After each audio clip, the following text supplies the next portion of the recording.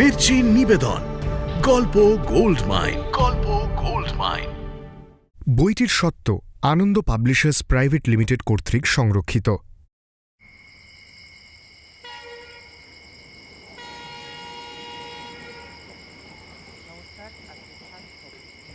পিসিমা, ও ডাঙা পিসিমা। কোনো সাড়া পেল না। লাবণ্য অবশ্য জানে যে পিসিমা রোজ এই সময় পাশের কলোনিতে পাঠ শুনতে যান। হারান ঠাকুরের রামায়ণ গানের ডাক একটি বিধবাও উপেক্ষা করতে পারে না। সাড়া না পেয়ে লাবণ্য চলে এলো দরজার কাছে, আবার ডাকল, অর্জুন দা, অর্জুন দা। এবারও সাড়া পেল না লাবণ্য। দরজা ঠেলে ভেতরে ঢুকল।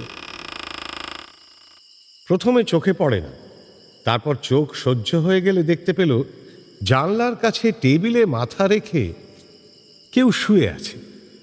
শোয়ার ধরনটা বিশ্রী, বোধহয় ঘুমিয়ে পড়েছে। অথচ মাত্র 8:30 বাজে। লাবণ্য কাছে এসে গায়ে হাত দিয়ে ডাকল, অর্জুন দা, এই অর্জুন দা, অর্জুন দা। চটচটে কি যেন লাগলো লাবণ্যর হাতে। লাবণ্য বুঝতে পারল তার হাতে রক্ত। একটা লম্বা চেহারার ছেলে টেবিলে কাত হয়ে আছে। ও জেঠিমা, জেঠিমা, এ ঘরে আসেন তো। জেঠিমা, হারান্দা, বৌদি। কে? লাবু, কি হইছে? চিল্লাস কেন? রক্ত? কি বলিস? কই কই, এখন বাতি দিতে পারতাছ না?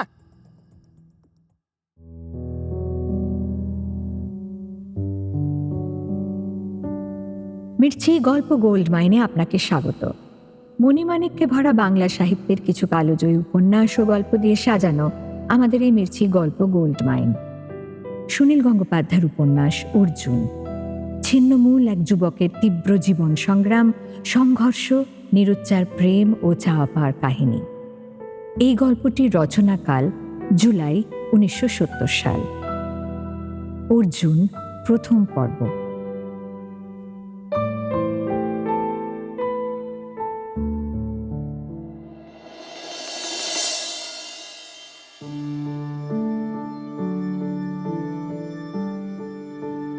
দেখুন ওই মেয়েটিকে। এখন ভালো করে দেখা যাবে না অবশ্য, এখন অন্ধকার।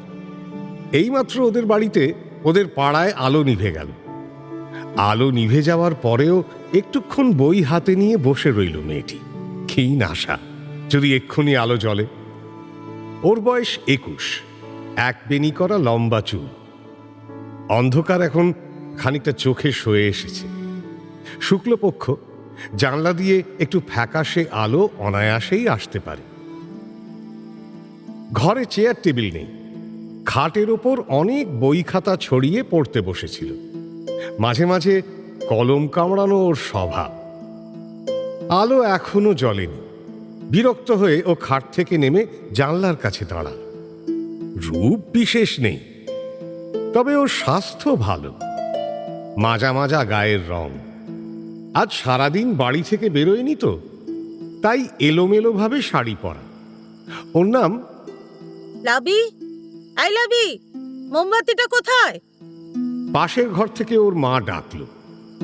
লাবি নামটা পছন্দ হলো না। ওর বাবা মা ঠাকুরদা ওকে ওই নামেই ডাকেন, পাড়ার লোকেরাও। কলেজে ওর নাম অবশ্য লাবণ্য। লাবণ্য এবার পার্ট 2 দেবে, আর 17 দিন বাদেই পরীক্ষা। আলো নিভে যাওয়ায় ওর ভুরু দুটোর মন খারাপ। রাত 8:30 বাজে। দমদমে লাবণ্যদের পাড়ায় প্রায়ই আলো নিভে যায়। কখন জ্বলবে কোনো ঠিক নেই। আজ তো ঝড় হয়নি যে গাছ ভেঙে পড়ে তার ছিঁড়ে যাবে। অবশ্য 1 বছর আগেও লাবণ্যদের বাড়িতে ইলেকট্রিক আলো ছিল না। এর মধ্যেই হ্যারিকেন কুপিগুলো কোথায় হাওয়া হয়ে গেছে। আলো নিভে যাওয়ার সঙ্গে সঙ্গেই চতুর্দিক থেকে একটা হো হো শব্দ ওঠে, অর্থাৎ সবাই একসঙ্গে কথা বলে। এখন সব চুপ। কিরে, মোমবাতিটা কোথায়? লাবি, এই লাবি, দেখ না মোমবাতিটা কোথায়? মা পাশের ঘর থেকে মোমবাতির কথা জিজ্ঞেস করলো 2-3 বার। লাবণ্য সাড়া দিল না। বেনিটাকে বুকের ওপর এনে অনবরত আঙুলে জড়াচ্ছে। মেয়ের কাছ থেকে সাড়া না পেয়ে মা চুপ করে গেল। লাবণ্য যখন ইচ্ছে হয় সাড়া দেয়, ইচ্ছে না হলে দেয় না। বেশিবার ডাকলে মুখ ঝামটা খেতে হবে মা জানে। ঘর অন্ধকার, খাটের নিচে আরো অন্ধকার। সেখানে লাবণ্য মোমবাতি খুঁজছে। আগেরবার পার্ট 2-তে ফেল করেছে লাবণ্য। এই মুহূর্তে সে মনে মনে ভাবছে, এবার আমাকে পাশ করতেই হবে, করতেই হবে। অথচ বারবার আলো নিভে যায়। মোমবাতিটা খুঁজে না পেয়ে লাবণ্য বলল, দূর ছাই, কোথায় যে গেল মোমবাতিটা? উফ! ঘরটায় একা এই মেয়েটি, যার শরীরে রূপের চেয়ে স্বাস্থ্য বেশি, যে শেষ পরীক্ষায় কম্পার্টমেন্টাল পেলেও আবার পার্ট 2 পরীক্ষা দিয়ে পাশ করতে চায়। এখন বিরক্তিতে ছটফট করছে, অন্ধকার তার সহ্য হয় না। লাবণ্য আবার জানলার কাছে গিয়ে দাঁড়ালো। রাস্তার ওপারের কোনো বাড়িতে বাতি নেভেনি। মুখোমুখি দুই অন্ধকার ও আলোকোজ্জ্বল পাড়া। বাড়ির সামনে লাউয়ের মাচা ও বাতাবি লেবুর গাছ। লাবণ্য দেখল তার ছোট ভাই নাড়ুর কাঁধে হাত রেখে তার ঠাকুরদা নিশিনাথ যাচ্ছেন রাস্তার দিকে। বুড়োর এই সময় বাড়ি থেকে না বেরোলে চলতো না? ওই যে বুড়ো হোঁচট খেল, মাটি থেকে 2-3টে ইট উঠে আছে ওখানে। এই অন্ধকারে তো কিছুই দেখা যাচ্ছে না।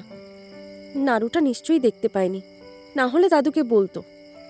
উফ, এই লোকটাকে নিয়ে আর পারা যায় না। দূর, যাচ্ছে যাক তো। লাবণ্য চোখ অন্যদিকে যায়। দুটি ছায়া ছায়া মানুষ, একটুক্ষণের মধ্যেই চেনা যায়। প্রথমে মনে হয় উড়ন্ত দুটি আগুনের ফুলকি, কারণ ওদের দুজনের জ্বলন্ত সিগারেটই প্রথম চোখে পড়ে। তারপর হাত, মুখ এবং বাকি অবয়ব। সুখেন আর দিব্য। সুখেন আর দিব্য হাঁটতে হাঁটতে একবার থমকে দাঁড়ালো। প্রাকৃতিক নিয়মেই ওরা একবার অন্তত লাবণ্যর ঘরের জানলার দিকে তাকাবে।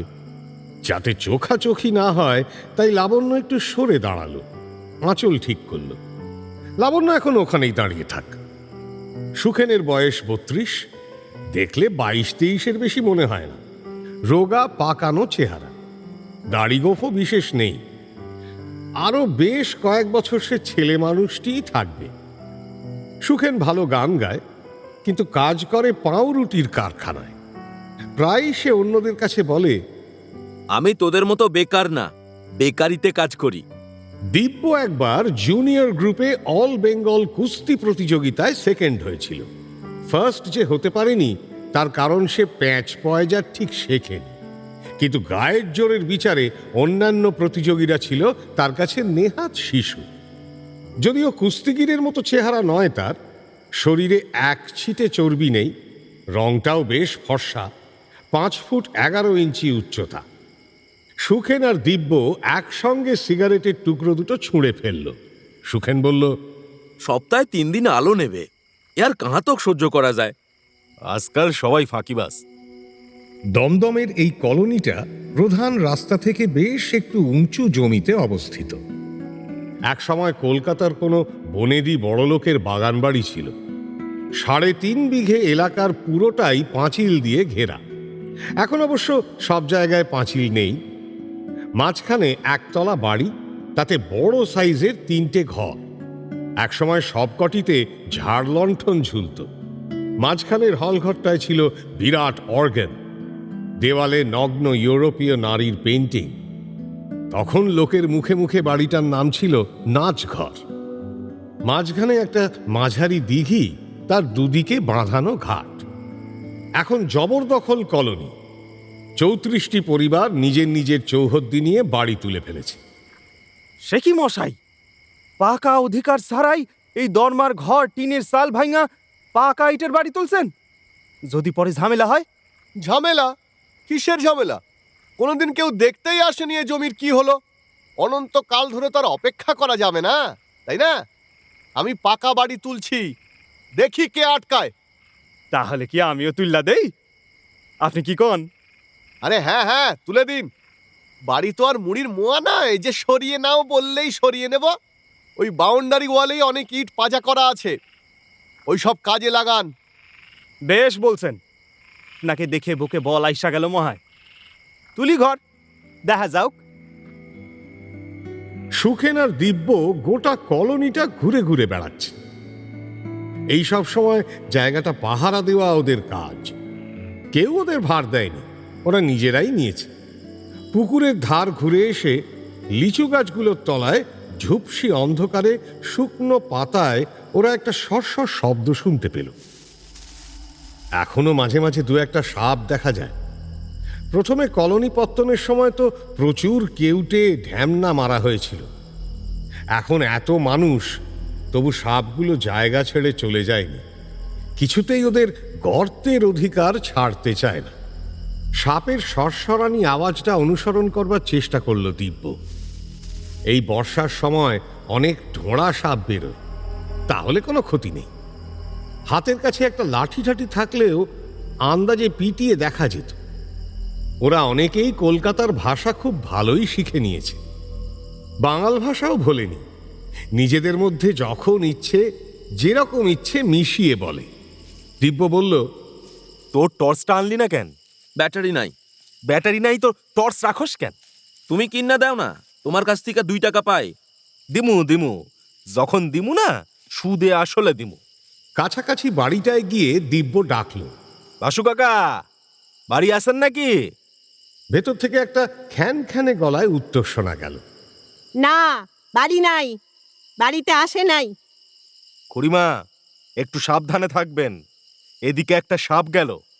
দুটি রোগা রোগা ছেলে মেয়ে 13-14 জানলার কাছে ছুটে এসে ব্যগ্রভাবে জিজ্ঞেস করল, দিব্যদা কোথায় কোথায় কোথায় সাপ? বাতি না নিয়া পুকুরে যাইস না। ছেলে মেয়ে দুটোর বেশ আনন্দ হল। সবাই দিব্যর স্বভাব জান। আজ রাতে আলো জ্বললে কিংবা কাল সকালে দিব্য এখানে এসে সাপ মারার তোড়জোড় শুরু করে দেবে, তখন বেশ মজা হবে। লাবণ্যদের বাড়ি পেরিয়ে এসে জানলায় লাবণ্যকে দেখতে না পেয়ে একটু হতাশ হয়ে ওরা দুজন দেখতে পেল লাবণ্য ঠাকুরদা আর নাড়ুকে। দিব্য জিজ্ঞেস করল, কোথায় যাস রে নাড়ু? দোকানে। এই বলি তোগো বাড়িতে আজ কি মাছ রান্না হইছে রে? মাছ হয় নাই, মাংস। বলেই নাড়ু হি হি করে হাসতে থাকে। দিব্য বলল, তোর মায়েরে কইস তার হাতের রান্না মাংস আমি আর সুখেন একটু চাকতে যাবো। ও যাইও যাইও, নিশ্চয়ই যাইও। আইজ আমাকে নাড়ুর মা গাছ পান্টা রানছে। গাছ পাঠা মানে ইঁসোর? লাবণ্যদের বাড়ির সামনের জায়গাটুকুতে অনেক লঙ্কা আর বেগুন গাছ লাগানো হয়েছে। বেশ টকটকে বেগুন ফলেছে। লঙ্কাগুলোয় তেমন ঝাল হয় না। একটা বাতাবি লেবু গাছ আগে থেকেই ছিল, সেই গাছটার তলায় কয়েকখানা বাঁশ দিয়ে একটা মাচা মতন করা আছে। দিনের বেশিরভাগ সময় ঠাকুরদা ওইখানেই বসে থাকে। নাড়ুকে কাছাকাছি পেয়ে ঠাকুরদা তার কাঁধে হাত দিয়ে দোকানের দিকে যাচ্ছিলেন। হো হো চিৎকার শুনে ঠাকুরদা জিজ্ঞেস করলেন, বলি ও নাড়ু, কি হইল? হকগুলো চেঁচায় কেন? কিরে ক? আইজ আবার আলো নেপছে। ঠাকুরদা আপন মনে একটু হাসলেন। আলো নেভার কথা শুনলেই ঠাকুরদার ওই রকম হাসি আসে। অবশ্য অন্ধকারে কেউ তার হাসি দেখতে পায় না, দেখলে হয়তো অন্যরকম ভাবত। হাসিটা ঠাকুরদা একা একাই উপভোগ করেন। ঠাকুরদা অন্ধ। আজ থেকে 38 বছর আগে তিনি সম্পূর্ণ দৃষ্টিশক্তি হারিয়েছেন। যৌবন শেষ হওয়ার আগেই তিনি পৃথিবীকে দেখে নিয়েছেন শেষবার। নাড়ুই এখন তাঁর বাহন, নাড়ুকে ছাড়া তাঁর চলে না। এই অবস্থায় অনেকেই ভাবতে পারে, বুড়োটা মরলেই তো বাঁচি, বেঁচে থেকে শুধু নিজের কষ্ট অন্যদেরও কষ্ট। লাবণ্যদের বাড়িতে এরকম কেউ ভাবে না অবশ্য। সকলেই ঠাকুরদার যত্ন করে।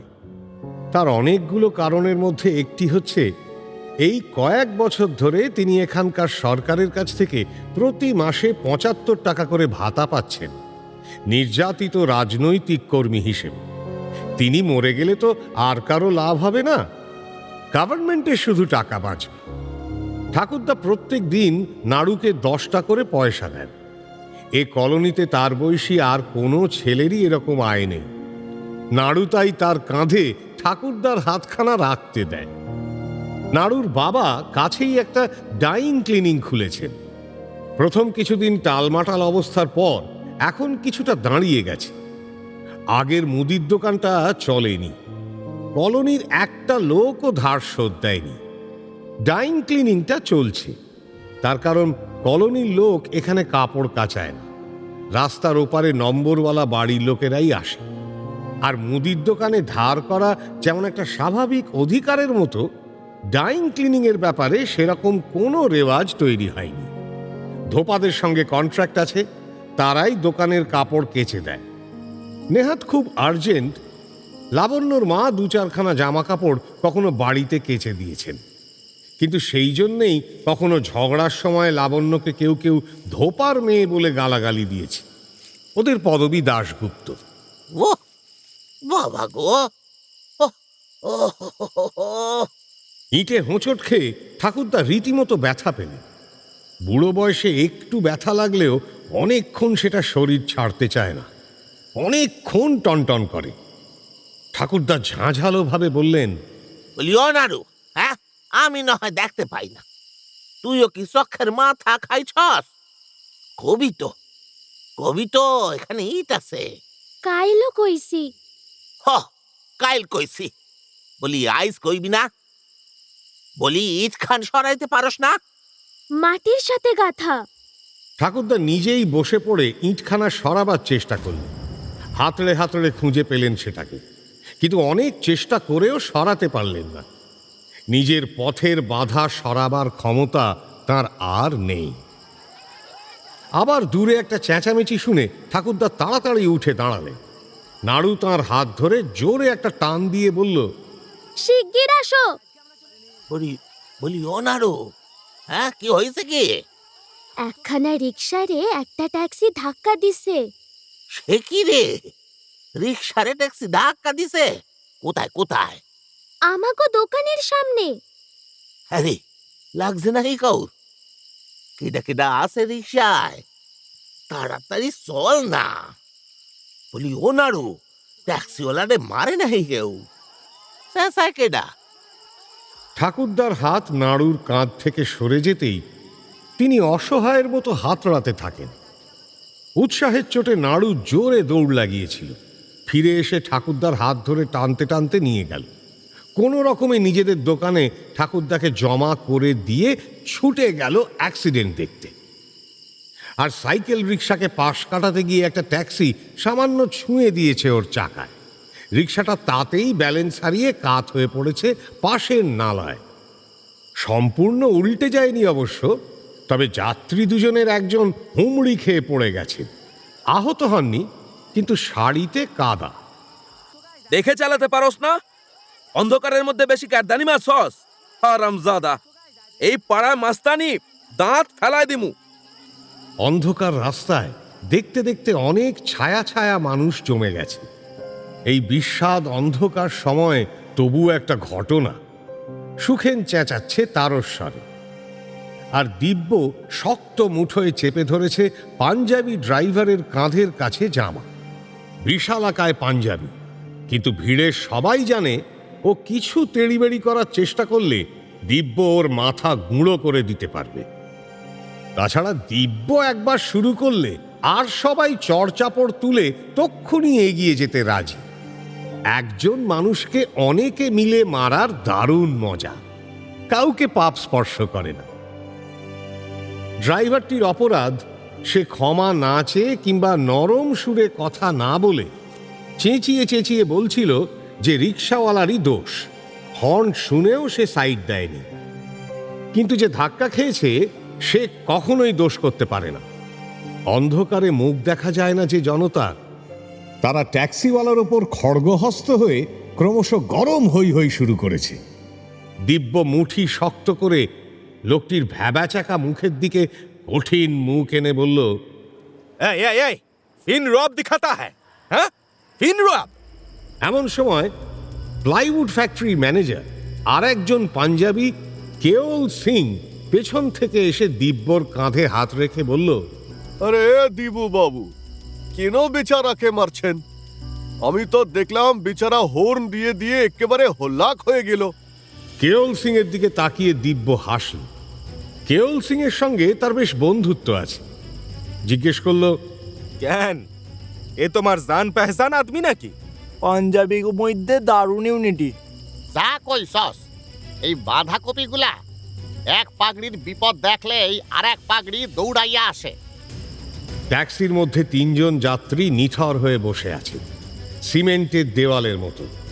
তাদের মুখ অভিব্যক্তিহীন, তারা একটিও কথা বলবে না। ঘটনা বেশি ঘোরালো হলে তারাও দরজা খুলে ভিড়ের মধ্যে মিশে যাবে, এই রকমই নিয়ম। কেওল সিং এর দিকে ফিরে দিব্য আবার হাসল। ও কি ভেবেছে লোকটাকে দিব্য সত্যিই মেরে ফেলতো? কম দোষে বেশি শাস্তি দেওয়া সে পছন্দ করে না। রিকশার যাত্রী দুজনের একজনও যদি মারা যেত, অন্তত হাত পা ভাঙত, তাহলে ট্যাক্সি ড্রাইভারটার বেঁচে থাকার কোনো অধিকার থাকতো না। কিন্তু আছাড় খেয়ে শাড়িতে কাদা লেগেছে, এজন্য লোকটাকে ক্ষমা চাইতে হবে। বড়জোর 2-1টা চড়চাপড়। নাড়ুর বাবা বিশ্বনাথ, এই তার ডাইং ক্লিনিং এর দোকান। ঘুপচি একখান ঘর, সামনের দাওয়ার নিচে দিয়ে বয়ে যাচ্ছে এই কলোনির পচা জলের খোলা নর্দমা। দোকানে এক মনে একটা পুরনো বিল বইয়ের পাতা উল্টে যাচ্ছে সে। সামনে একটা মোম জ্বালা। ঠাকুরদা জিজ্ঞেস করলেন, আরে মারামারি শুরু হইল নাই? আজকাল কথায় কথায় মানুষ মানুষের মারে, বলি কি হইছে কি? বিশ্বনাথ গম্ভীরভাবে বলল, আমাগো দেখার দরকার নাই, আমরা কিছু দেখি নাই শুনি নাই। পুলিশ আইলে সত্য কথা কমু। বিশ্বনাথের মুখে একটা চাপা অভিমান থাকে সবসময়। তার ধারণা পৃথিবীর অনেক মানুষ তাকে ঠকিয়েছে। সে তার প্রতিশোধ নিতে চায় না, কিন্তু অন্য কোনো মানুষের সুখ দুঃখের সঙ্গেও জড়িত হতে চায় না। দোকানটাকে বাঁচিয়ে রাখাই তার জীবনের একমাত্র উদ্দেশ্য। তার বাড়ির কতকগুলো ক্ষুধার্ত মানুষের জন্য তাকে সারা জীবন অন্ন জুগিয়ে যেতে হবে, এই তার বেঁচে থাকার মূল কারণ। দূরের অন্ধকারের চেঁচামেচির দিকে সত্যি সত্যিই সে একবারও চোখ তুলে চায়নি। মোমবাতির শিখাটা কাঁপছে হাওয়ায়, সেদিকে তাকিয়ে আছেন ঠাকুরদা, যেন তিনি আলোটাকেই দেখছেন। যদিও তাঁর চোখের ভেতরের অন্ধকারে একটুও চিড় ধরেনি। একটুক্ষণ চুপ করে থেকে ঠাকুরদা জিজ্ঞেস করলেন, আলো জ্বলনি? এখনো জ্বলে নাই? না। ঠাকুরদা এবার হাসলেন না, চিন্তিতভাবে বললেন, নীতি নীতি এমন আলো নেবে কেন? কি যে করে ওরা তা ওরাই জানে। লাভের পরীক্ষার সামনে, পড়বে কখন মায়াটা? বিশ্বনাথ আবার সচকিত হয়ে উঠল। পৃথিবীর মানুষ যে তাকে ঠকাতে চায়, এটা যেন তার নবতম দৃষ্টান্ত। তাকে আরো কষ্ট দেওয়ার জন্যই যেন ইলেকট্রিক কোম্পানি এরকম আলো নিভিয়ে দেয়। লাবণ্যর পরের ভাইটি জন্মের পরে পরেই মারা গেছে। সে বেঁচে থাকলে আজ 18 বছরের ছেলে হয়ে বাপের পাশে দাঁড়াতে পারত। লাবণ্য গতবার একটা সাবজেক্টে ফেল করেছে, এবার যদি পাশ করতে পারে, যদি কোনো স্কুলে চাকরি পায়, সংসারের কিছুটা সাশ্রয় হয়। স্কুল ছাড়া আর কোথাও চাকরি করতে পাঠাবে না তাকে। এখন তার বিয়ে দেবারও ঠিক সামর্থ্য নেই। বিশ্বনাথ বলল, বাড়িতে হ্যারিকেন ট্যারিকেন কিছু জ্বলে নাই? যেন এটা ঠাকুরদার জানার কথা। আকাশে সূর্য যখন জ্বলে তাও যে টের পায় না, সে জানবে হ্যারিকেনের খবর। তবু মানুষের ভুল হয়ে যায় মাঝে মাঝে। বিশ্বনাথ তক্ষুনি নাড়ুকে দিয়ে মোমবাতি কিনে পাঠাতে চায় বাড়িতে। আলো আজ আর জ্বলবে না, লাবণ্যকে পড়তেই হবে। নাড়ু, এটা মোমবাতি। যা বাবা, এর মধ্যে হাওয়া। নাড়ু, এ নাড়ু, নাড়ু। উঁচু গলায় 3 বার নাড়ুর নাম ধরে ডেকেও সাড়া পাওয়া গেল না। সাইকেল রিক্সা ও ট্যাক্সির নাটক দেখায় সে তখন মগ্ন হয়ে আছে। এখান থেকেও শোনা যায় দিব্যর গলা। অধৈর্য হয়ে লাবণ্য বাড়ি থেকে বেরিয়ে পড়ল। রাস্তার গোলমাল সেও শুনতে পাচ্ছে, কিন্তু সেদিকে গেল না। কলোনির পুরুষ মানুষরা কেউই প্রায় ঘরে নেই, সবাই এখন ওই অন্ধকার ভিড়ে ছায়ামূর্তি। কিন্তু লাবণ্য জানে এখানকার একজন মানুষ ওখানে যাবে না। ঠাকুরদা যেখানে হোঁচট খেয়েছিল সেখানে লাবণ্যর পায়েও ধাক্কা লাগলো। লাবণ্যর চোখ আছে, কিন্তু এখন অন্ধকার। এখানে ইটটা থাকার কথাও লাবণ্য জানে, কিন্তু সে অন্যমনস্ক। ছোট ছেলেরা মাটিতে আছাড় খাওয়ার পর যেমন মাটিকে মারে, লাবণ্য সেই রকমই ইটটাকে একটা লাথি মারল তার ব্যথা লাগা পা দিয়ে। কলোনির মধ্যে লাবণ্য খালি পায়ে হাঁটে। কলেজে যাওয়ার জন্য তার একজোড়া চটি আছে। অন্ধকারেও লাবণ্যর রাস্তা দেখতে অসুবিধে হয় না। লিচু গাছগুলোর তলায় শুকনো পাতার সেও সেই সরসর শব্দটি শুনতে পায়। সাপটা এখনো এখানে ঘুরঘুর করছে। লাবণ্য মাটিতে পা থাবড়ে থাবড়ে হুস হুস শব্দ করতে লাগলো। আওয়াজে সাপ সরে যাবে। সাপ কখনো তেড়ে এসে কামড়ায় না। পুকুর ধার ঘুরে নাচঘরের পাশে চলে এলো লাবণ্য। সিঁড়ির পাশেই বারান্দা আর একটা বড় ঘর বেড়া দিয়ে আলাদা করা। সেখানে উঠে ডাকলো, পিসিমা, ও ডাঙা পিসিমা। কোনো সাড়া পেল না। লাবণ্য অবশ্য জানে যে পিসিমা রোজ এই সময় পাশের কলোনিতে পাঠ শুনতে যান। হারান ঠাকুরের রামায়ণ গানের ডাক একটি বিধবাও উপেক্ষা করতে পারে না। সাড়া না পেয়ে লাবণ্য চলে এলো দরজার কাছে। আবার ডাকলো, অর্জুনদা, অর্জুনদা। এবারও সাড়া পেল না লাবণ্য। দরজা ঠেলে ভেতরে ঢুকল। প্রথমে চোখে পড়ে না, তারপর চোখ সহ্য হয়ে গেলে দেখতে পেল জানলার কাছে টেবিলে মাথা রেখে কেউ শুয়ে আছে। শোয়ার ধরনটা বিশ্রী, বোধহয় ঘুমিয়ে পড়েছে। অথচ মাত্র 8:30 বাজে। লাবণ্য কাছে এসে গায়ে হাত দিয়ে ডাকল, অর্জুনদা, এই অর্জুনদা, অর্জুনদা। চটচটে কি যেন লাগলো লাবণ্যর হাতে। লাবণ্য বুঝতে পারল তার হাতে রক্ত। একটা লম্বা চেহারার ছেলে টেবিলে কাত হয়ে আছে। ও জেঠিমা, জেঠিমা, এ ঘরে আসেন তো। জেঠিমা, হারান্দা, বৌদি। কে? লাবু, কি হইছে? চিল্লাস কেন? রক্ত? কি বলিস? কই কই, এখন বাতি দিতে পারতাছ না? পাশের ঘর থেকে আলো এবং মানুষ আসার পর দেখা গেল 25 বছর বয়স্ক এই ছেলেটির কাঁধ ও মাথা জুড়ে বিরাট ক্ষত। সারা গায়ে ঘরের মেঝেতে চাপ চাপ রক্ত। একটা লোহার শাবল পড়ে আছে মাটিতে। বুড়ো কুকুরটা ছটফট করছে ঘরের মধ্যে। মাঝে মাঝে মাটি থেকে জিভ দিয়ে চেটে নিচ্ছে রক্ত, প্রভুর রক্ত। হ্যারিকেনের মিটমিটে আলো, কয়েকটি ভয় পাওয়া ব্যাকুল মুখ। চেয়ার থেকে মাটিতে ঢলে পড়ল একটি সংজ্ঞাহীন সাংঘাতিক আহত যুবকের দেহ। রক্তের স্বাদ নিচ্ছে একটা কুকুর। দৃশ্যটা এইরকম।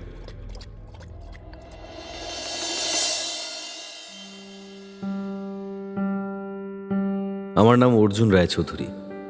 আমার বাবার নাম ঈশ্বর ক্ষিতিমোহন রায়চৌধুরী। আমার দাদার নাম ছিল সোমনাথ। আমার মায়ের নাম, না, মায়ের নাম বলতে নেই, মায়ের নাম শুধু মা। আমরা ছেলেবেলায় এইরকমই শিখেছি। আমার ডান হাতের তালুতে একটা জরুলের দাগ আছে। আমার বইয়ের টেবিলে একদিন একটা শুঁয়োপোকা এসেছিল কোথা থেকে।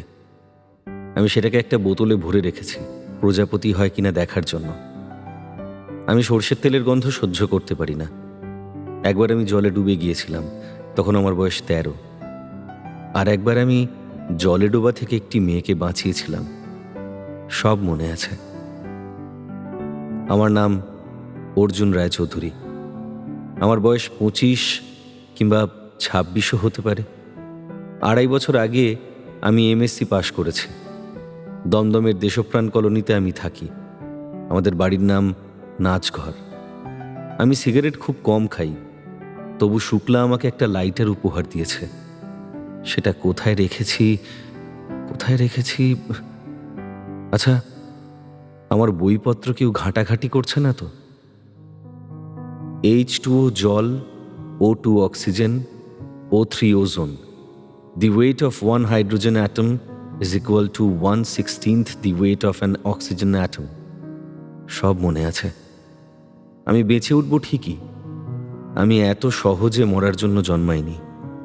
এটা হাসপাতালের খাট, খাটের পাশে দেওয়াল। আমি হাত বাড়ালেই ছুঁতে পারি, কিন্তু আমার হাত দুটো চামড়ার স্ট্র্যাপে বাঁধা। হাত বেঁধে রেখেছে কেন? আমি কি কোনো অন্যায় বা অপরাধ করেছি? এরকমভাবে হাত বেঁধে রাখার মানে কি? হাসপাতালে মানুষকে বন্দি করে রাখে? নিজেকে আমার বন্দি মনে হচ্ছে কেন? তবে শরীরটা বেশ দুর্বল, এখন আমি হাতের বাঁধন ছিঁড়তে পারবো না। আমি বেঁচে উঠব ঠিকই, আমার মাথায় চোট লেগেছে, ও কিছু না, সবারই একবার আধবার মাথা ফাটে। আমার ভয় ছিল আমার স্মৃতি না নষ্ট হয়ে যায়। পরশুদিন জ্ঞান হবার পর সব কিছু বড় অস্পষ্ট লাগছিল, কিছুই মনে করতে পারিনি। নিজের নামটাও পিছলে যাচ্ছিল স্মৃতি থেকে। ওটা হয়েছিল দুর্বলতার জন্য। আমার নাম অর্জুন রায়চৌধুরী, আমার নাম অর্জুন রায়চৌধুরী। এই তো এখন মনে আছে। স্মৃতি নষ্ট হলে আমার চলবে না, আমার থিসিসটা এখনো পুরো শেষ হয়নি। তাছাড়া ধুত, জড়ভরত হয়ে বেঁচে থাকার কোনো মানে আছে নাকি? না না, আমার সব মনে আছে। শুনছেন? এই যে অর্জুন বাবু, আমি থানা থেকে এসেছি, পুলিশ, বুঝতে পারছেন? হ্যাঁ, শুনতে পাচ্ছি, কানে লাগছে। আসতে বলুন, শুনতে পাবো। আপনার ঘটনাটা কিছু মনে পড়ে? কোনো সন্দেহজনক ঘটনা, কোনো লোকজন? না, আমার সেসব কিছু মনে নেই। আমি জানলার ধারে বসেছিলাম, তখন আলো নিভে গিয়েছিল। কেউ নিশ্চয়ই জানলার বাইরে থেকে আমার মাথায় ভারী কোনো জিনিস দিয়ে মারে। সঙ্গে সঙ্গে আমি জ্ঞান হারিয়ে ফেলি। কোনো লোককে দেখতে পাননি? না। শব্দও শোনেননি কিছু? কোনো লোকের কথাবার্তা? না, শুধু একটা ঝনঝন শব্দ শুনেছিলাম। মনে হয়েছিল একটা বিরাট শিকল কেউ যেন ভেঙে ফেলছে। শিকল ভাঙছে? হ্যাঁ, ব্যাপারটা মনে পড়ে স্বপ্নের মতন। অজ্ঞান হয়ে যাওয়ার আগের মুহূর্তে স্পষ্ট শুনেছিলাম ঝনঝন করে শিকল ভাঙার শব্দ, আর একটা চাপা কান্নার আওয়াজ। অবাস্তব অবশ্য, তখন আর কাঁদবে কে? মা তো ছিলেন না বাড়িতে। তবে আমার কুকুরটা মাঝে মাঝে ওই রকম কুই কুই শব্দ করে, অনেকটা কান্নার মতন। কিন্তু শিকল ভাঙা? ওসব শেকল টেকল কিছু না, কালপ্রিট একটা লোহার শাবল ফেলে গেছে, সেই আওয়াজ শুনেছিলেন, বুঝলেন? কপালে জোর আছে আপনার, প্রাণে বেঁচে গেছেন আপনি। আমি মরবো কেন? কেউ কি আর সাত করে মরতে চায়? তবু তো গন্ডায় গন্ডায় মানুষ মরছে। যাকগে, আপনাকে বেশি কথা বলাবো না। আচ্ছা, কাউকে কি আপনার সন্দেহ হয়? না। আপনার সঙ্গে কারো শত্রুতা টত্রুতা কিছু আছে? না। আচ্ছা, আপনার ওপর রাগ টাক আছে এমন কোনো লোককে আপনার সন্দেহ হয় কি? না, আমি সবাইকে বিশ্বাস করি, কাউকে সন্দেহ করি না। কিছুদিনের মধ্যে আপনি কারোর সঙ্গে ঝগড়া টগড়া কিছু করেছেন? না। দেখুন, মানে কোনো মেয়ে ঘটিত ব্যাপারে কোনো গোলমাল হয়নি তো? তার মানে? মানে হচ্ছে, আপনার বয়সী ছেলেদের মধ্যে প্রায় তো প্রেম ঘটিত ব্যাপারে রাইভালরি চলে, তাই না? তার থেকেই অনেক সময়। না, আপনি নিশ্চিন্ত থাকতে পারেন, সেরকম কিছু হয়নি। ঠিক করে ভেবে দেখুন, আপনার গার্লফ্রেন্ডের সঙ্গে অন্য কারোর। ভাবার দরকার নেই। আপনি রিসেন্টলি এক পার্টি ছেড়ে অন্য পার্টিতে জয়েন করেছেন? আমি কোনোদিন কোনো পার্টিতে ছিলাম না, সময় পাইনি। আপনার বয়সী ছেলে কোনোদিনও পার্টি করেনি? এও কি বিশ্বাস করতে হবে? বললাম তো, সময় পাইনি। আরে মশাই, আপনার বয়সের ছেলেরা তো সবসময় পার্টির কাজই করে। অন্য কাজ করার সময় পায় না তারা। আমাদের বেঁচে থাকার সমস্যা ছিল। পার্টি করতে গেলে আমাদের না খেয়ে মরতে হতো। ওসব কথা ছাড়ুন, বলে ফেলুন, ভয়ের কিছু নেই। কেস ইনভেস্টিগেট করতে আমাদের সুবিধা হবে। আজকাল তো ইন্টার পার্টি ক্ল্যাশই বেশিরভাগ, তাই না? এ সম্পর্কে আমার বলার কিছু নেই। বেশ, আমি আবার পরে আসব, দেখুন যদি কিছু মনে পড়ে। আমার সব মনে আছে। মাথায় ব্যথা খুবই, প্রায় অসহ্য ব্যথা। তবু স্মৃতিশক্তি সম্পর্কে নিশ্চিন্ত হওয়ার জন্য আমার আনন্দও হচ্ছে। মা নিশ্চয়ই কান্নাকাটি করছে খুব। আচ্ছা, মাকে আসতে দেবে না হাসপাতালে? আমি তো মায়ের একমাত্র ছেলে, মানে এখন একমাত্র। আমার দাদা বেঁচে নেই। দাদা মারা গিয়ে ভালোই হয়েছে। বেঁচে থাকলে আরো অনেক কষ্ট পেতে হতো দাদাকে। আমার দাদা বড্ড সরল ও ভালো মানুষ ছিল। সবাই তাকে পাগল পাগল বলে খ্যাপাতো। ওই রকম ভাবে সবসময় পাগল বলে বলেই দাদাকে সত্যি পাগল করে দিল। দাদা তো কোনোদিন কারোর ক্ষতি করেনি, নিজের মনে থাকতো। অনেক সময় একা একা নিজের সঙ্গেই নিজে কথা বলতো, জন্তু জানোয়ার কিংবা পাখি টাখির সঙ্গে কথা বলতো। এতে দোষের কি আছে? তবু লোকেরা দাদাকে সুস্থ থাকতে দিল না।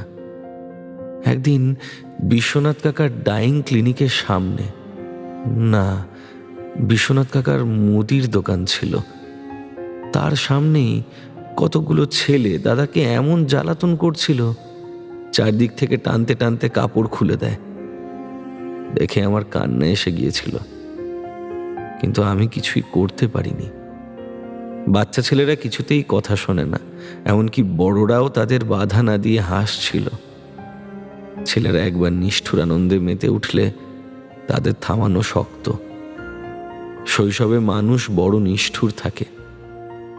আমিও কি ছেলেবেলায় ফড়িংয়ের ডানা ছিঁড়িনি? মা কাঁদতো দাদার জন্য। গরিব ঘরের বিধবাদের কান্না ছাড়া আর কি বা সম্বল আছে? দাদা যখন সত্যি পাগল হয়ে গেল, তখন কিছুই চিকিৎসার ব্যবস্থা করতে পারিনি। বড় লোকেদেরই শুধু পাগল হওয়া উচিত, কারণ পাগলের চিকিৎসায় বড্ড খরচ। আমি তখন মাত্র 30 টাকা স্কলারশিপ পাই, আর 2 জায়গায় টিউশনি করে 80 টাকা। মাছ না থাকলে দাদা ভাত খেতেই চাইতো না। তখন কদিন দাদাকে মাছ খাওয়াতে পেরেছি, ওষুধ তো দূরের কথা। মা অবশ্য কবিরাজি ওষুধ, টোটকা, মাদুলি কম করেনি। শেষ দিকে দাদা খুব বলতো, চল আমরা দেশে ফিরা যাই। হিন্দুস্তান পাকিস্তান আবার সকল এক হইয়া গেছে। তুই জানোস না, গান্ধীজি সব মিটমাট কইরা দিছে, আবার সকল এক। গান্ধী খুন হয়ে গেছেন তার 14 বছর আগে। দাদার খেয়াল নেই। এখনো চোখে ভাসে সেই দৃশ্যটা।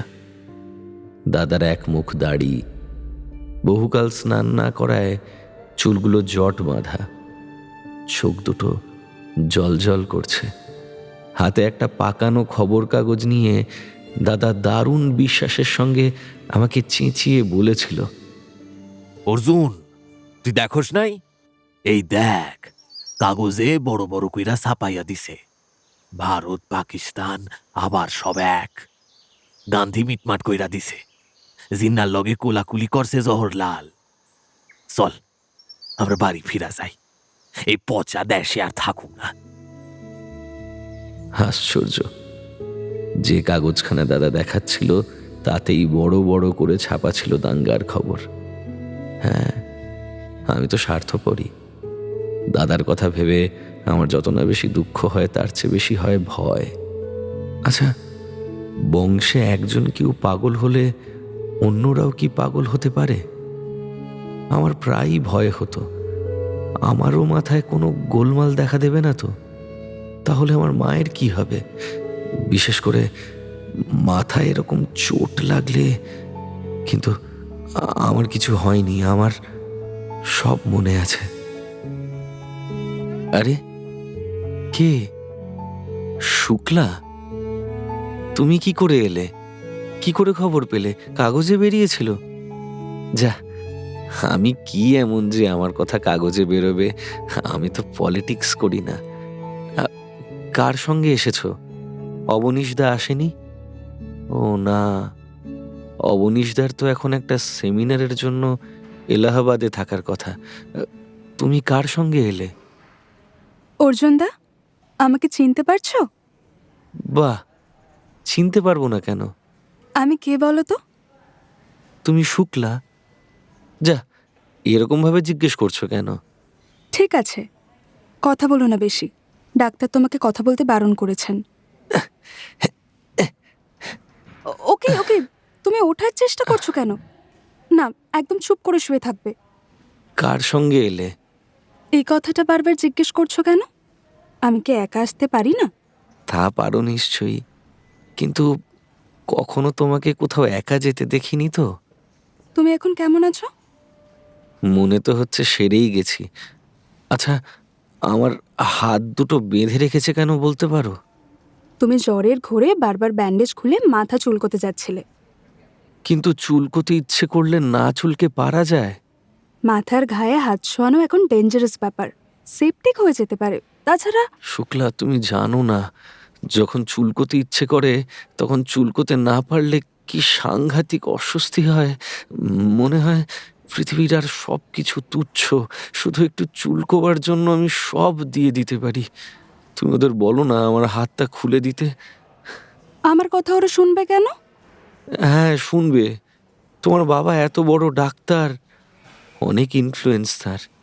তোমাকেও নিশ্চয়ই এ হাসপাতালের অনেক ডাক্তার চেনে। এখন ভিজিটিং আওয়ার্স নয়, তোমাকে আসতে দিয়েছে কেন? একটু বলো না ওদের তুমি, প্লিজ। এই কথা আমি বলতে পারি না। এখন তো ধারে কাছে কোনো নার্স নেই। তাহলে তুমি ব্যান্ডেজ খুলে একটু চুলকে দাও না। ব্যান্ডেজ খুলতে পারবো না, ওপর দিয়ে দিয়ে দেবো? আচ্ছা, ব্যান্ডেজের ওপর দিয়ে আবার চুলকোনো যায় নাকি? চামড়ার সঙ্গে ছোঁয়া না লাগলে? আমি এমনি একটু হাত বুলিয়ে দিই তাহলে। আমি কিছু টের পাচ্ছি না। গোটা মাথাটা এরকম ব্যান্ডেজ দিয়ে মুড়ে ফেলেছে কেন? আমি তোমার ছোঁয়া ফিল করতে পারছি না। তোমার মাথায় কটা স্টিচ হয়েছে তুমি জানো? 11টা। কি করে যে বেঁচে গেছো? বাঁচবো না কেন? মরাও তো সহজ নাকি? তুমি কথা বলো না বেশি। এবার আমি যাব। না না, আর একটু বসো প্লিজ। আচ্ছা, তোমার সঙ্গে কেউ আসেনি তো? আমার ধারণা প্রবাল বা আক্তার নিশ্চয়ই তোমার সঙ্গে এসেছে। ওরা বাইরে দাঁড়িয়ে আছে। তুমি তো একা কোথাও যাও না। ভাগ্যিস আমার মাথা ফেটেছিল, তাই তোমার সঙ্গে এরকম একা একা কথা বলার সুযোগ পেয়েছি। তোমাকে তো কখনো একা পাওয়া যায় না। কিন্তু মুশকিল হচ্ছে এই, তোমাকে একা পেয়েও কি কথা যে বলবো তাই ভেবে পাচ্ছি না। আমি ভালো ভালো কথা একদম বলতে পারি না, জানো তো। তোমাকে কে বলেছে কথা বলতে? বলছি না চুপ করে থাকো। কিন্তু শুক্লা, তোমাকে তোমাকে আমার কিছু একটা বলার আছে, অথচ কি করে বলবো তাই জানি না। ঠিক আছে, শুয়ে শুয়ে ভাবো কি করে বলবে। আমি আবার কাল আসবো, তখন শুনবো। এখন যাই। না, আর একটু বসো না। দিনের পর দিন শুয়ে থাকা একেবারে একঘেয়ে ব্যাপার। ওই যে নার্স আসছে, আমাকে মাত্র 5 মিনিটের জন্য আসতে দিয়েছিল। তোমার গা থেকে কি সুন্দর গন্ধ আসছে। খুব দামি সেন্ট মেখেছ না? নিশ্চয়ই কেউ উপহার দিয়েছে। হ্যাঁ, কি দিয়েছে বলো তো? আক্তার কিংবা বরুণ, রণজয়ও হতে পারে। প্রবাল বোধ হয় নয়। আচ্ছা, এদের মধ্যে কে দিয়েছে? বলবো না। যেই দিক, সেন্টটা মেখে এসে খুব ভালো করেছো। হাসপাতালে শুয়ে এরকম সুন্দর গন্ধ না খেলে মনটা ভালো লাগে। হাসপাতালের নার্সদেরও উচিত খুব ভালো সেন্ট মেখে থাকা। কাছে এলেই রোগীদের ভালো লাগবে। শুধু দিনরাত ডেটল আর ফিনাইলের মম গন্ধ। আমি চলি অর্জুনদা, তোমার মা ভালো আছেন, আমি খবর নিয়েছি। আর একটু বসো না, আর একটু গন্ধ নিই তোমার গা থেকে। বাহ, ছেলে মানুষই করো না। আগে তো তোমাকে এরকম ছেলে মানুষই করতে দেখিনি। আমার অসুখ করেছে তো, হাসপাতাল এলে সবারই ছেলে মানুষ হতে ইচ্ছে করে। আচ্ছা শুক্লা, তুমি কখনো হাসপাতালে থেকেছো? একবার মাত্র, সেই জন্মের সময়। তাই জন্মের পর থেকেই তুমি আর ছেলে মানুষ নও। তুমি বড্ড বেশি বুদ্ধিমান, বড্ড নিষ্ঠুর। খুব হয়েছে, নার্স এসে এবার বকুনি দেবে। আমি যাচ্ছি। আমার মাথাটা একটু চুলকে দিয়ে গেলে না যে? তোমার মাথার মধ্যে পোকা আছে, চুলকে দিলে কিছু হবে না। শুক্লা কিংবা অবনীশদার সঙ্গে যদি আগে আলাপ থাকতো, তাহলে হয়তো দাদার চিকিৎসা করানো যেত। অবনীশদার বাবা বিরাট ডাক্তার, ওকে অনুরোধ করলে একটা কিছু ব্যবস্থা হয়েই যেত। কিন্তু দাদা যখন মারা যায়, তখন আমি ফার্স্ট ইয়ারে পড়ি। অবনীশদার সঙ্গে পরিচয় হলো ইউনিভার্সিটিতে এসে। অবনীশদা আমাদের অধ্যাপক ছিলেন, এখনও রিসার্চের জন্য অবনীশদা আমার গাইড। আমি গরিবের ছেলে বলে অবনীশদা আমার জন্য 2 জায়গায় টিউশনই জোগাড় করে দিয়েছিলেন। ওর বোন শুক্লাকেও পরীক্ষার সময় পড়াতে বলেছিলেন। শুক্লা আমার কাছে পড়তে রাজি হয়নি, বলেছিল, ভাই, ওই বাচ্চা মাস্টারের কাছে আমি পড়বো না। ভালোই হয়েছে তাতে। অবনীশদার বাড়িতে টাকা নেওয়ার সম্পর্ক থাকলে কোনোদিনই আমি সহজ হতে পারতাম না। হাসপাতালে শুয়ে শুয়ে নানান কথার মধ্যে অর্জুনের নিজের দাদার কথাটাই বেশি করে মনে পড়ছে। সে ভাবছে, দাদা তো আমার চোখের সামনেই আস্তে আস্তে পাগল হলো। একটু খামখেয়ালি ধরনের সরল মানুষ ছিল দাদা। কতদিন দেখেছি বারান্দায় বসে পিঁপড়েদের যাওয়া আসা লক্ষ্য করছে এক মনে। শালিক পাখিদের সঙ্গে তো প্রায়ই কথা বলতো, আর কুকুরটা ছিল সারা দিন রাতের সঙ্গী। আচ্ছা, একে কি পাগলামি বলে? আমাদের কলোনির পুকুরটায় আর মাছ নেই বললেই চলে, তবু অসীম ধৈর্য নিয়ে দুপুর রোদে ঘন্টার পর ঘন্টা ছিপ ফেলে বসে থাকতো দাদা। একটা 1 ঠ্যাং গোটানো সাদা বকও ছিল ওই রকম ধৈর্যশীল। বসে থাকতে দেখেছি খানিকটা দূরে। ছেলেবেলা থেকেই আমার হাতে দারুণ টিপ। ঢিল মেরে মেরে উঁচু চালতা গাছ থেকে চালতা পারতাম। মাখাড়ির তীর ধনুক দিয়ে ফুটো করেছি কলা গাছ। আমি গুলতি দিয়ে সেই বকটাকে মেরে ফেলেছিলাম। দাদা ভীষণ দুঃখ পেয়েছিল তাতে। কয়েকদিন ধরে দাদা বন্ধু হারানোর মতন মন খারাপ করেছিল। দাদা অবশ্য আমাকে বকেনি, কখনো বকতো না। দিব্য একদিন মেরেছিল দাদাকে। দিব্যটা বরাবরই গোয়ার ধরনের, নইলে আমার দাদার মতো নিরীহ ভালো মানুষকে কেউ মারে? দাদা কারো সাথে পাঁচে থাকতো না, কোনো দিন কারোর মনে একটুও আঘাত দিয়ে কথা বলেনি। কিন্তু দিব্যর ধারণা দাদা কোনো কাজকর্ম করতে চায় না বলেই পাগল সেজে থাকে। দিব্য ভেবেছিল মারধর দিয়ে দাদার পাগলামি সারাবে, কিন্তু সে তো সারল না। ওরাই তো জোর করে দাদাকে ঘুঘুডাঙ্গার ফ্যাক্টরিতে কাজে ঢোকালো। কিন্তু কুলির কাজ দাদা করবে কি করে? খোলা মাঠ আর নদীর দেশ ছেড়ে এসে দাদা এই শহুরে জীবন কিছুতেই মানিয়ে নিতে পারেনি। দাদাকে নিয়ে ভাবতে ভাবতে অর্জুন ফিরে যায় তার শৈশবে, তার ছেলেবেলার দিনগুলোয়, যেগুলো কেটেছিল পূর্ব পাকিস্তানে। তার মনে পড়ে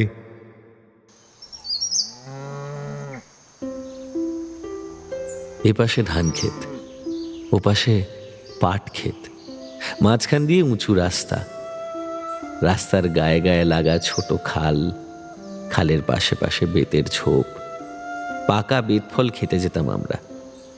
একটা বেতের ঝোপে বুলবুলি পাখির বাসা ছিল, মাথায় ঝুঁটিওয়ালা, যেগুলোর নাম সাহেব বুলবুলি। একবার নীলচে রঙের 2 বুলবুলির ডিম আমি নিয়ে এসে বাচ্চা ফোটাবার চেষ্টা করেছিলাম। জানি না এখনো সেই বেতের ঝোপে বুলবুলি পাখিরা বাসা বাঁধে কিনা। সে নিজের ছোটবেলার কথা অবনীশদাকে বলেছিল একদিন। জানো অবনীশদা, আমরা দেশ ছেড়েছিলাম 11 বছর বয়সে। হ্যাঁ, দেশই তো। দেশ বিভাগের সময়ের কথা আমার মনে নেই। আমার জ্ঞান হবার পর থেকে জানতাম আমরা পাকিস্তানের মানুষ। আমাদের বাবা কাকারা আগেকার সুদিনের কথা বলে অনেক দীর্ঘশ্বাস ফেলেছে। সেসব সুদিনের কোনো চিহ্ন আমি দেখিনি। আমাদের সব সময় ভয় দেখানো হতো, একা একা যেন দূরে কোথাও না যাই, স্কুলে কোনো মুসলমান ছেলের সঙ্গে যেন ভুলেও কখনো ঝগড়া না করি। বাড়ি থেকে 3 মাইল দূরে ছিল স্কুল, রোজ হেঁটে যেতাম। বর্ষাকালে সব জলে ডুবে যেত, তখন নৌকা ছাড়া উপায় নেই। আমাদের নৌকো ছিল না, বই খাতা নিয়ে সকাল সকাল এসে বটতলায় বসে থাকতাম, যদি কোনো নৌকো পার করে দেয়। যেদিন কোনো নৌকো পেতাম না, সেদিন বটগাছটার আড়ালে জামা প্যান্ট খুলে তাতে বই খাতা মুড়ে নিয়ে মাথার উপরে এক হাতে উঁচু করে তুলে সাঁতরে পার হয়ে যেতাম। একেবারে জামা কাপড় খুলে? 11 বছরের ছেলে এরকম ভাবে ন্যাংটো হতে লজ্জা করতো না তোমার? না, লজ্জা আবার কিসের? ওপারে এসে ভিজে গা শুকোবার জন্য রোদে দাঁড়িয়ে থাকতাম। কতদিন কত লোক দেখে ফেলেছে। আসলে স্কুলে যাবার ভীষণ নেশা ছিল আমার। শুক্লা জিজ্ঞেস করেছিল, অত কম বয়সে তুমি অতটা সাঁতার দিতে পারতে? কে সাঁতার শিখিয়েছিল? কি অদ্ভুত কথা! পূব বাংলার কোনো ছেলেকে কেউ সাঁতার শেখায় নাকি? জলের দেশ, জলের পোকার মতন সবাই জন্মাবার পর থেকেই সাঁতার শিখে যায়। হাসপাতালে শুয়ে শুয়ে অর্জুন ভাবে, গ্রামের স্কুলে আমি ফার্স্ট হতাম, এজন্য অনেক ছেলেই আমাকে হিংসে করত। দাদা ক্লাস 8-এ 2বার ফেল করেছিল বলে বাবা ওর পড়া ছাড়িয়ে দিয়েছিল। স্কুল ছাড়ার ভয় আমি প্রাণপণে পড়তাম, আমার সব মুখস্থ থাকতো। তাছাড়া আমরা চিরকাল গরিব, স্কুল কলেজে পড়ার খরচ চালাবার ক্ষমতা আমাদের ছিল না। স্কুল কলেজে কোনোদিন পয়সা লাগেনি। ক্লাস 3 পর্যন্ত পড়েছিলাম বোর্ড স্কুলে, সেখানে এমনিই পয়সা লাগতো না। হাই স্কুলে এসে আমি ফার্স্ট বয় বলে ফ্রি স্টুডেন্টশিপ পেয়েছিলাম। ফার্স্ট হওয়া আমার অভ্যেস হয়ে গিয়েছিল। আমাদের হেডমাস্টার ছিলেন আমজাদ আলী। সারা মহকুমার তিনি ছিলেন রীতিমতন গণ্যমান্য লোক। তিনি আমাকে খুব ভালোবাসতেন, কিন্তু তার ছেলে ইয়াকুব ঘৃণা করত আমাকে। ইয়াকুব আমার চেয়ে 2-3 বছরের বড়। নানা ছুতোয় প্রায়ই আমাকে মারধর করত। আমার ওপর ইয়াকুবের রাগের কোনো কারণ আমি খুঁজে পাইনি। তখন আমার অতি প্রিয় সম্পত্তি একটি লাল নীল পেন্সিল আর একটা রূপলি মাউথ অর্গান। পেন্সিলটার একদিকে লাল, একদিকে নীল। ওই রকম গণ্ডগ্রামে ওইসব জিনিস ছিল রীতিমতন দুর্লভ। পেন্সিলটা তাড়াতাড়ি ক্ষয়ে যাবার ভয়ে আমি ব্যবহার করতাম খুব কম। পড়ার বইয়ের ভিভি ইম্পর্টেন্ট লাইনগুলোর তলায় দাগ দিতাম ওই পেন্সিল দিয়ে। আর মাউথ অর্গানটা আমি কাউকে ছুঁতে দিতাম না। এখন ভাবলে লজ্জা হয়, কি স্বার্থপর ছিলাম আমি। সেটা আমি আমার দাদাকেও কোনোদিন বাজাতে দিইনি। আমাদের এক পাড়াতুতো কাকা কাজ করতেন নেভিতে। 1 বছর 2 বছর অন্তর দেশে ফিরতেন যখন, নিয়ে আসতেন অনেক জিনিস। তাকে আমরা নেভি কাকা বলতাম। তিনি আমাকে দিয়েছিলেন ওই মাউথ অর্গান আর পেন্সিলটা। দুটোই মেড ইন জার্মানি, খাস জার্মানি থেকেই নিয়ে আসা। একদিন স্কুল থেকে ফিরছি, হাত থেকে পেন্সিলটা একবার পড়ে গেছে। ইয়াকুব সেটা তুলে নিয়ে বলল, এই পেন্সিলটা আমাকে দে। আমি ছোঁ মেরে সেটা কেড়ে নেবার চেষ্টা করে বললাম, না না, না দিবি তো আমিও দিব না। আমার থেকে গায়ে বেশি জোর ছিল ইয়াকুবের। আমি কিছুতেই ওটা কেড়ে নিতে পারলাম না। ইয়াকুব সেটা নিয়ে হাসতে হাসতে চলে গেল। বাহ, এই তো সব মনে পড়ে যাচ্ছে, সব চোখের সামনে দেখতে পাচ্ছি ইয়াকুবের মুখটা। চোখের সামনে ভাসছে আমার সেই লাল নীল পেন্সিল, যেটা ফুরিয়ে যাবে বলে আমি খুব কিপ্টের মতন ব্যবহার করতাম, যেটা কিছুতেই আর উদ্ধার করতে পারিনি ইয়াকুবের কাছ থেকে। ওই তেতো জোচ্চুরিটা মেনে নিতে পারিনি কখনো। উফ, কেন এত দপদপ করে মাথার ভেতর, কেন এত চুলকায়? মা, ও মা, মা গো, এটা কি তোমাকে ঢুকতে দিচ্ছে না? একবার এসো না মা, এটা যে আমাকে হাত বেঁধে আটকে রেখেছে। মা, ও মা, মা। এভাবেই এখন কাটছে অর্জুনের দিনরাত্রি, একা, একেবারে একা।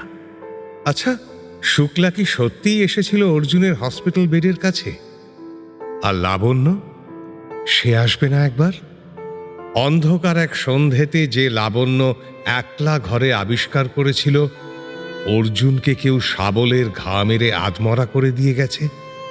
শুনতে থাকুন সুনীল গঙ্গোপাধ্যায়ের 1987 সালে লেখা বিখ্যাত উপন্যাস অর্জুন, যে উপন্যাস মনে করিয়ে দেয় অতীত কখনো পুরোপুরি মুছে যায় না। এক রাতের মধ্যে ঘর ছাড়া হওয়া অসংখ্য পরিবারের ভয় ও যন্ত্রণা আজও বর্তমানকে তাড়া করে ফেরে। সেই স্মৃতি বর্তমানের সঙ্গে লেগে থাকে ছায়ার মতো, না পুরো অতীত না পুরো বর্তমান।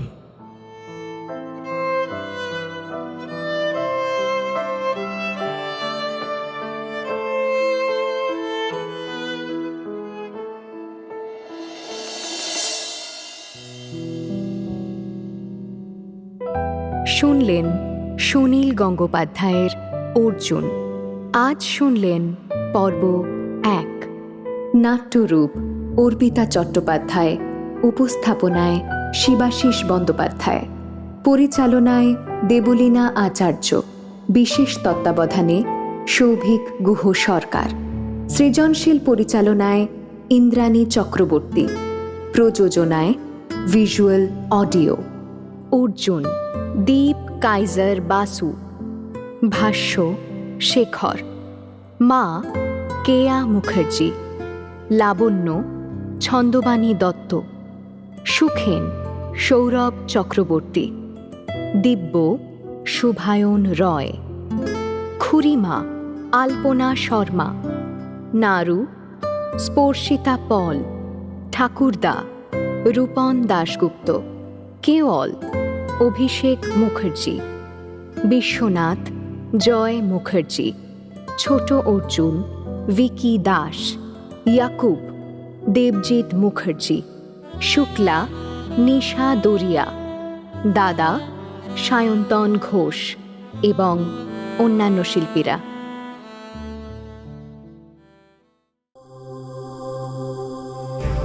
মির্চি নিবেদন গল্প গোল্ড মাইন।